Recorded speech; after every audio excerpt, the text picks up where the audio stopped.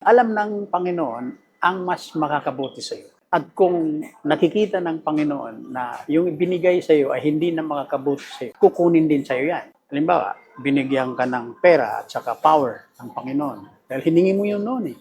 Kung nakikita sa iyo na inabuse mo yung power mo at winaldas mo yung pera mo para sa pangsariling kaligayahan mo, kukunin ni Lord sa yan. I may be wrong, pero ito yung pagkaintindi ko kay King Solomon. At the very beginning, natuwa ang Panginoon kay King Solomon. Dahil nung magdasal si King Solomon, before he became a king, kinausap siya ng Panginoon, according to the Bible.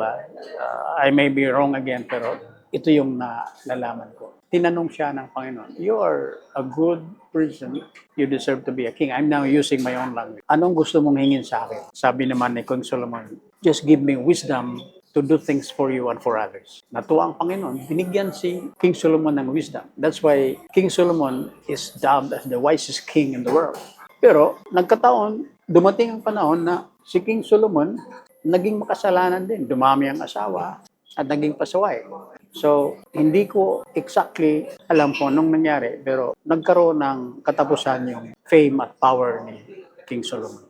Dahil alam ng Panginoon, pag hindi niya kunin kay King Solomon yung binigay niya, magiging magpapatuloy ang masamang ginagawa niya. Again, God gives, God takes away. Blessed be the name of the Lord. Conclusion lang, side lesson. Tayong mga tao, wala tayong karapatan magmayaman. Kung ano man ang kakayanan ko ngayon, kung sinasabi man ng mga kaibigan ko, magaling ako, matalino ako, wala akong karapatan magyabang. Bakit? Saan ang gagaling yung galing ko kung magaling man ako? Kung totoo man na magaling ako at matalino, saan ang galing ito? Bigay lang ito ng Panginoon. Hindi ko naman ito sarili. Wala akong karapatan mag-ito. God gives, God takes away. Blessed be the name of the Lord.